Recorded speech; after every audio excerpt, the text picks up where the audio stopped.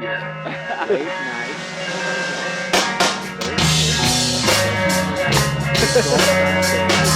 And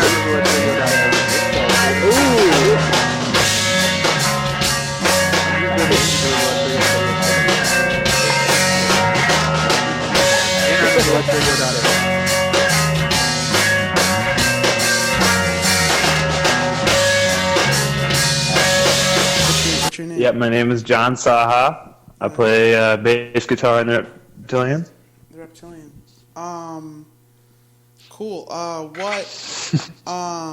You answered like 3 of my questions Have you already. heard of us? Yeah, I'm familiar. Okay. So, we really wanted to talk about you guys because we feel like you stood the test of time as a punk band. And a lot of people, maybe they don't know like your roots and stuff like that. So I kind of wanted to like start from the beginning and then go from there. So how did like everyone in the Reptilian meet? How did everyone? Let's see. Well, Russ and I have known each other for like 16 years now. We both moved to Michigan at the same time, and sort of came into like similar music tastes, like the Mars Volta and stuff like that. And sort of neither of us knew what we were doing as far as playing music goes. I mean, I think we had an idea, but we sort of were like kind of teaching each other how to play guitar. Like we download tabs or Guitar Pro or whatever it was. Right. Like, we had this computer program that we used to track stuff on and like tab it out so we could see what we were doing.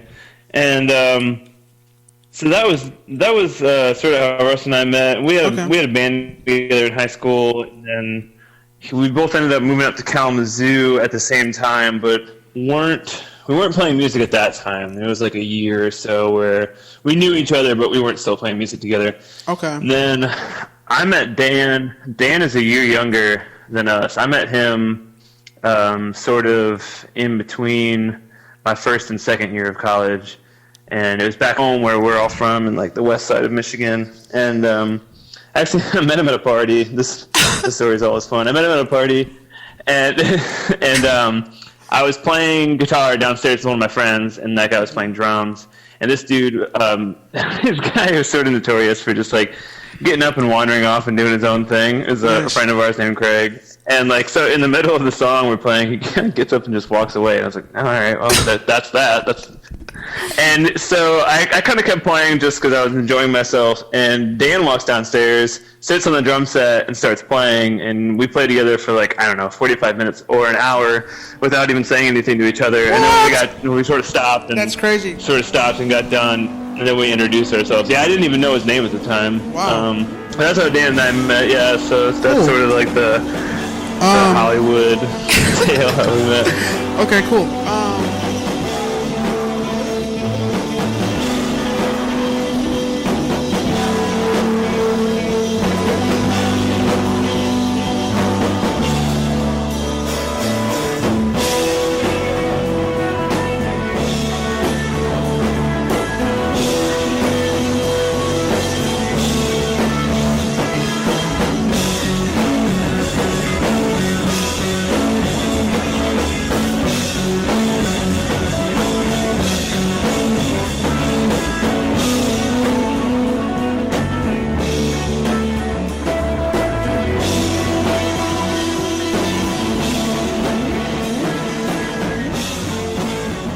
How did that transition into like your involvement in the scene?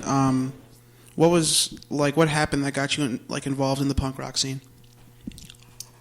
I think it was pretty slow at first, and it had a lot more to do with like playing. I mean, we were still playing shows in basements, but they were in large part they were sort of parties. Okay. They were like, it was a lot less. It was a lot more loosely defined than what the DIY or DIT scene is now. Sure. And we were still really young. I mean, at that point in time, I was, I think, like 19, and had just left my parents' house more or less. It was like first or second year in college.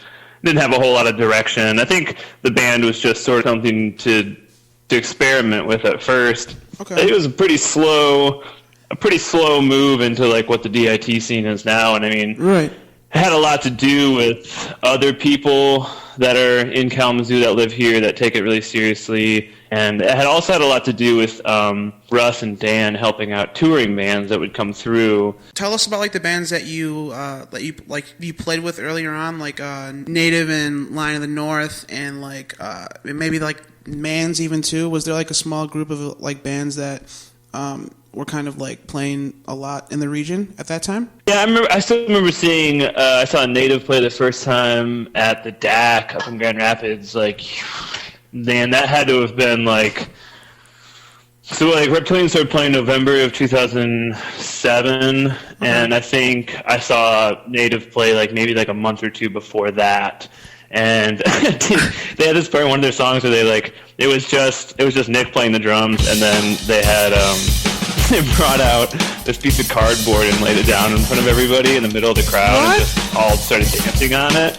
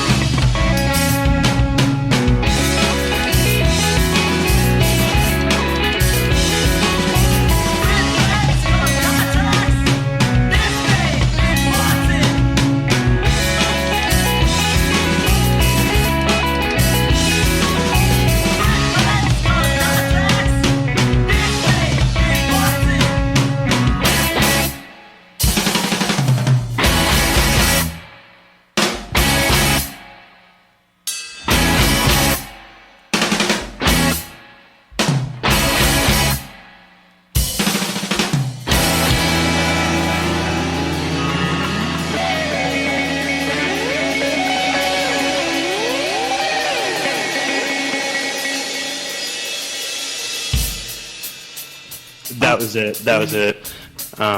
Yeah, but that dude used to throw a lot of shows, and it was, so there was a lot of just helping each other out, and like I know that, like I said, Dan could definitely speak to this better than I can, but it was, I think a lot of like the earlier shows we played, Dan would just, he would see like, Native and La Dispute are playing this 3-day weekend, in Michigan and Indiana and Illinois, maybe we can play some of these shows, and then, in the future we can help them out. Yeah. Now I feel like there's a lot more organization to it. Certainly, at the very least, Kalamazoo DIT has a website dedicated. If I had a hand in anything DIT in Kalamazoo, it was definitely making flyers. Okay, or word. Helping people out with design for a shirt or whatever. And I was printing for a while too in my basement. That doesn't happen anymore, but.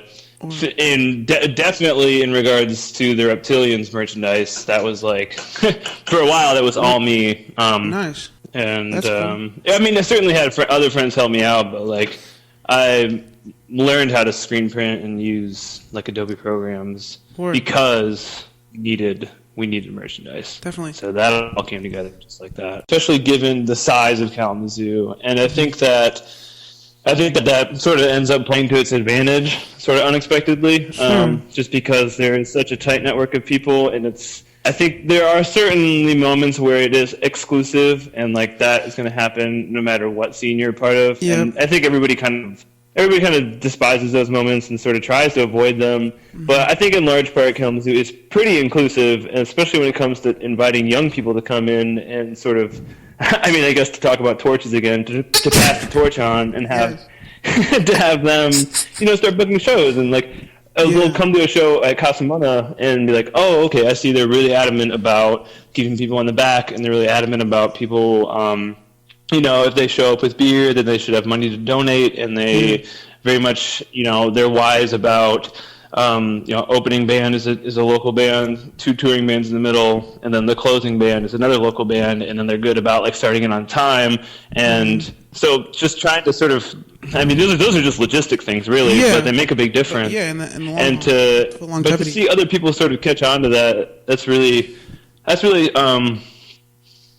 inspiring to see that it gets passed on like that. And then I think the other thing that is sort of like a geographical advantage is just where we are in proximity to Chicago and Detroit.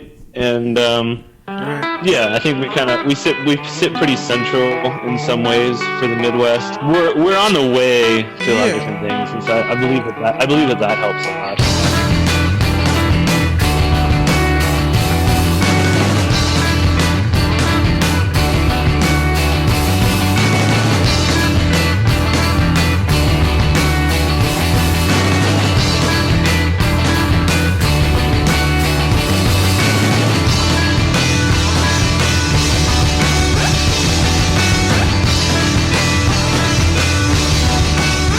When Brock left the band, we were pretty blindsided by it. I mean, I had known that it was going to happen like maybe a week or two in advance, and like again, without getting into particulars and getting like off topic, it was just it was very sudden, especially for Dan and Russ. And I remember there was even like a minute where we were, I mean, Dan and Russ were pretty down about it right away. They're like, "Well, is this it? You know, is this sort of are we done?" And I had found out about it. It was when we went on the Cloudmouth tour. It was like 2009, 2010. We went south with Cloudmouth. Margs. And I had found out about it right before we left. I remember just thinking like, well, I could play bass, and I remember specifically thinking of the way that Owen from Numenon was playing bass. I remember thinking like, oh, he plays it like he plays the guitar. I'll just do that. Like that's cool. Yeah. So I remember as soon as it kind of all came out, and you know, it got ugly for a moment. But I remember suggesting pretty quickly that I wanted to do a 3-piece. Dude, that's gonna go in the museum for sure. But continue. Yeah, so it's starting pretty quickly after that. I think like late January, we started writing new songs. I can't believe I found my calling.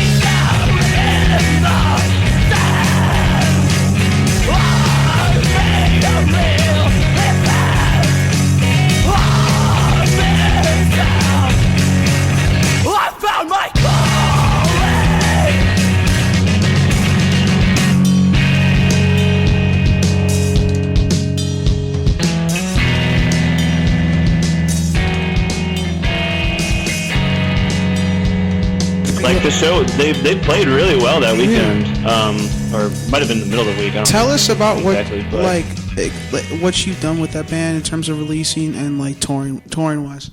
We did one tour the winter of 2011 under 2012, and that was like I think that was our second longest tour. That was like 30 days, and we went down. So we started with Colonia. What's Colonia? And went down to Texas. Colonia was, honestly, I don't remember very well. There's a guy named Ray that was in that band who was also in For Want Of. But I think they changed members a lot. It was definitely like a little bit more on like it was heavier. I mean, it was similar to Innards in a way. It was really politically and socially motivated. I remember that they spent a lot of time talking about political social movements of Mexican immigrants in Texas. But that was good. I think we spent like 4 or 5 days with them. And then we met up with Innards in Texas and went to the West Coast. That's the only time we've ever been to the West Coast. And it was like quite a haul to get out there. There's some spots where there's just nothing to play, at least not that we know of. So you end up doing like not 10, 11, 12, like 13-hour drives to get anywhere. Definitely. But once we got out there, we played some really good shows on the actual coast. And I think that was right at the same time that we released that split with them as well.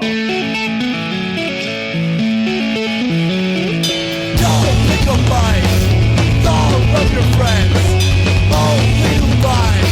You'll play one song. You'll pick a fight. All of your friends, Sun, right? Yeah, definitely. Yeah, we've known those guys for almost the entire time we've been a band. Yeah, that was, dude, in all honesty, like, that was another split where I heard that their side, and I was just so humbled by it immediately. Just like, dude, those 3 tracks are just relentless. Isn't it? It should have been like on a, like, it sounds like when I heard it, I would, like, a split is supposed to, like, it could have been on a full body of work. Yeah, it was really good. We did get to play with that band quite a bit for a while. I think that when Victor Fix the Sun finally ended, I think it was like Ryan and Jeff were kind of able to sort of breathe a sigh of relief in a way. I think they were able to kind of like, I think they maybe felt a little bit stuck with their writing in Victor Fix the Sun, and we're kind of sick of playing some old songs and maybe sick of writing in a certain style. And I think when they got the Jowls, they were just like, well, let's do a 180 here and go a different direction. And I think there was a period of time where I saw those guys get really excited about playing shows again after the...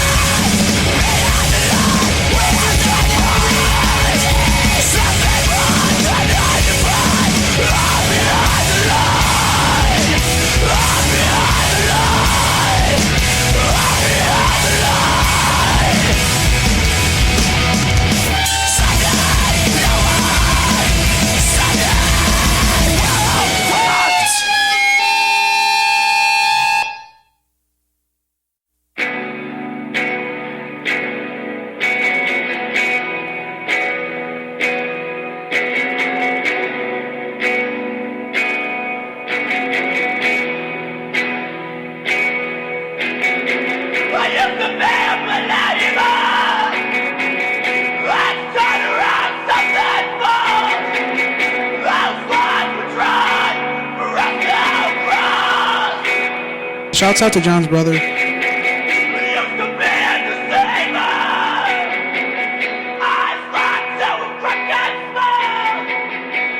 Shouts out to John's brother.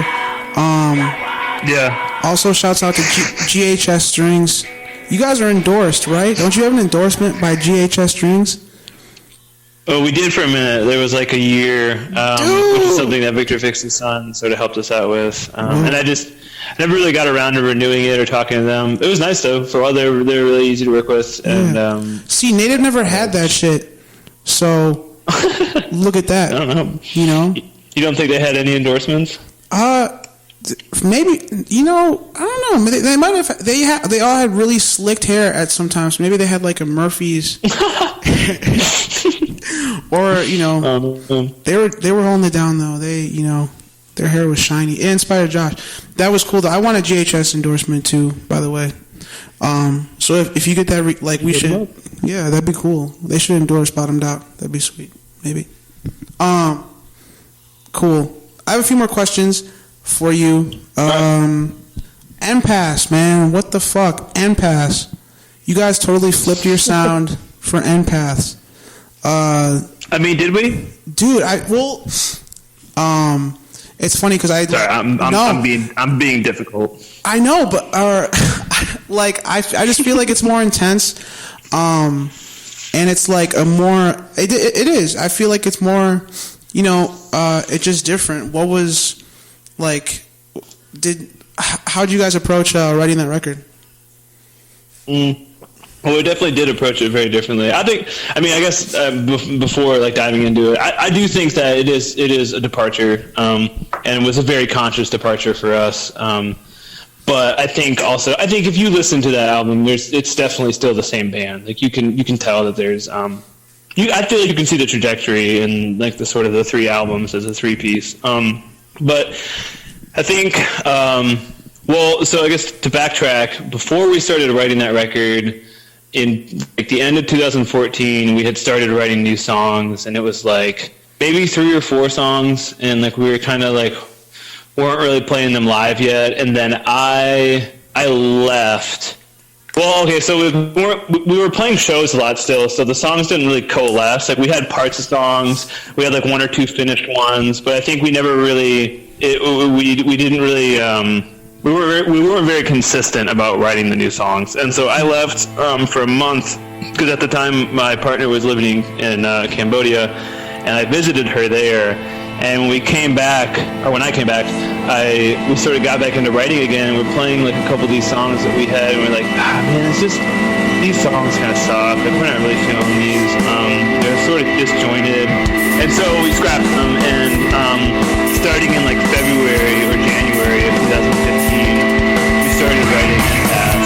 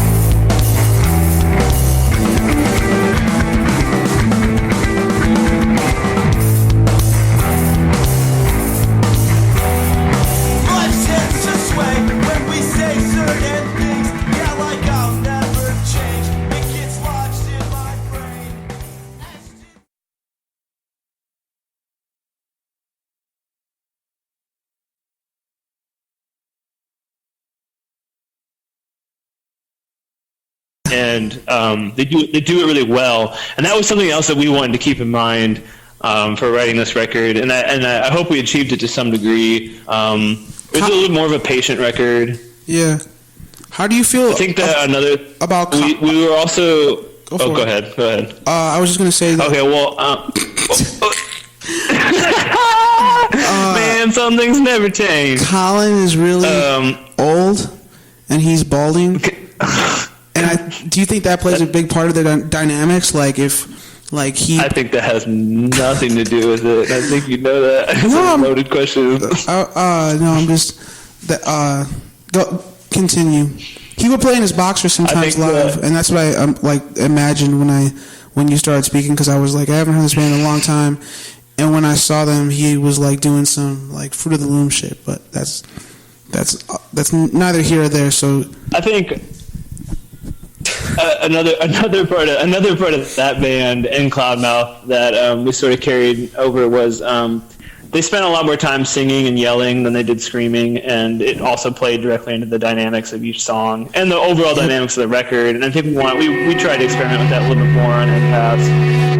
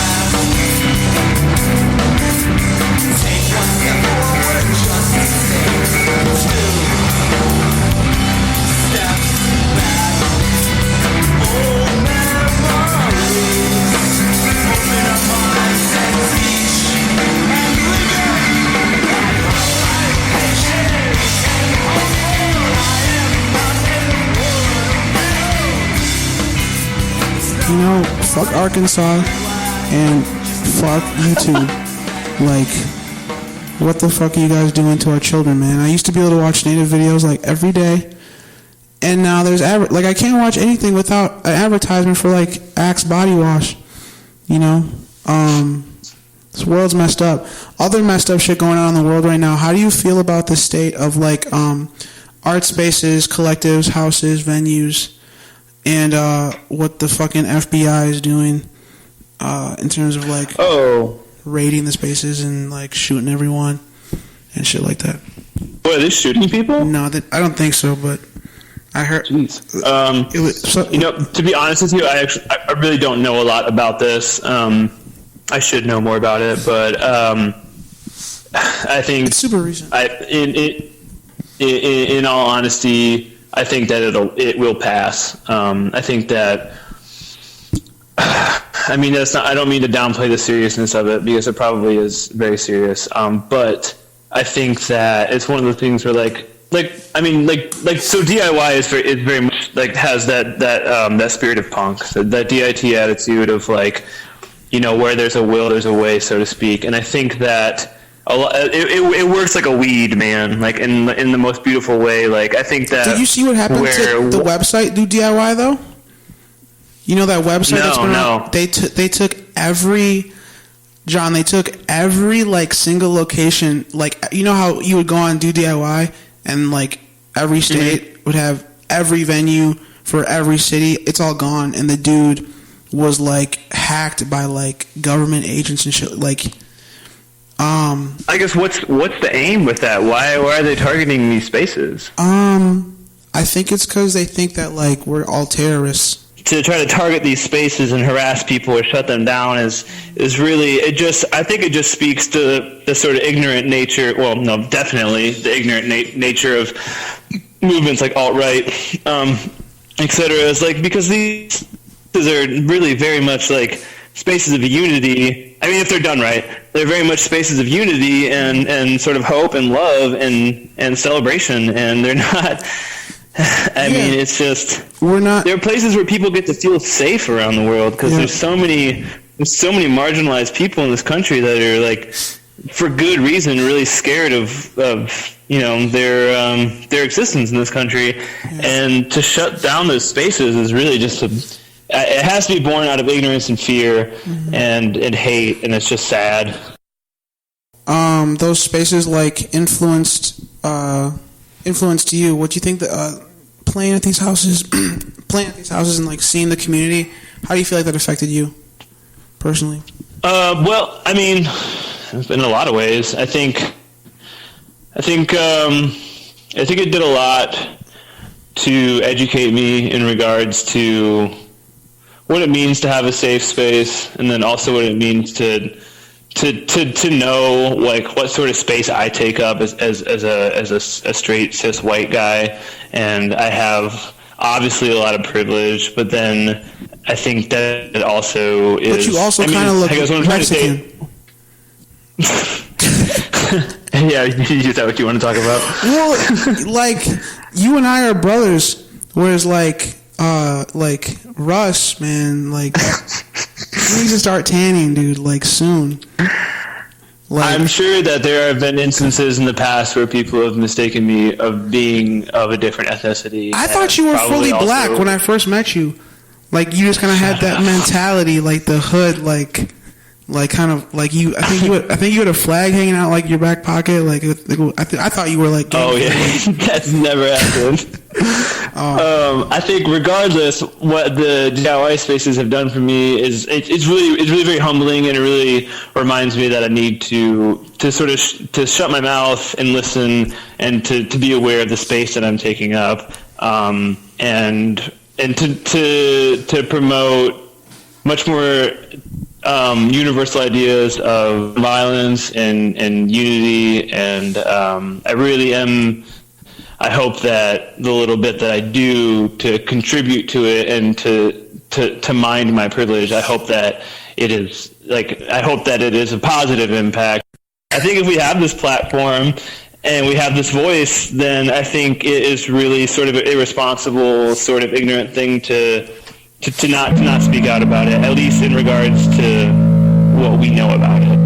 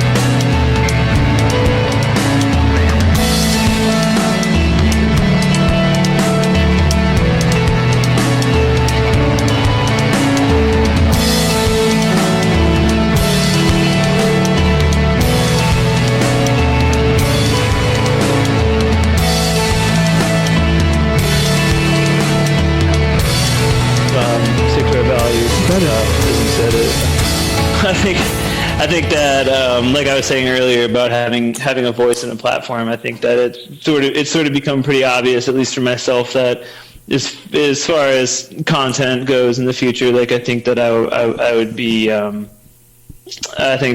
really abusing my privilege if I didn't take time to write about sort of the injustices that go on in this country and in this world at large. But I mean, I think to answer more your question about what the band has meant to me, I think it certainly meant a lot of different things at different points in time, and I think we tried to write about that on Empaths. I think we kind of tried to write about more of like the bigger picture of what it means to sort of like choose the path that we did and what sort of effect it's had on us, and sort of. So that was directly about the DIY choice then, or were there other paths like woven into that? Like, well, I mean, so there are a lot of other paths that go into it, and so I think that's kind of what the album is supposed to be, sort of celebratory of how this, we sort of made this one decision together, the three of us, more or less, to choose this sort of this punk rock, this sort of DIY path, and I think that it was very much meant to comment on all the other different things that's done for us, and hopefully that it's done for other people as well. I think, I can't. I think a lot of that record is sort of like I can't really imagine where I would be at if I didn't have that band, if that band hadn't been such an integral part of my life, because it really has. So at sometimes it was very clearly dictated my path, and other times it's more of like a subtle force in pushing me this direction or that. But I think that really it's meant to be like, I mean, there are darker moments in the record, but in large part it's meant to be very much like sort of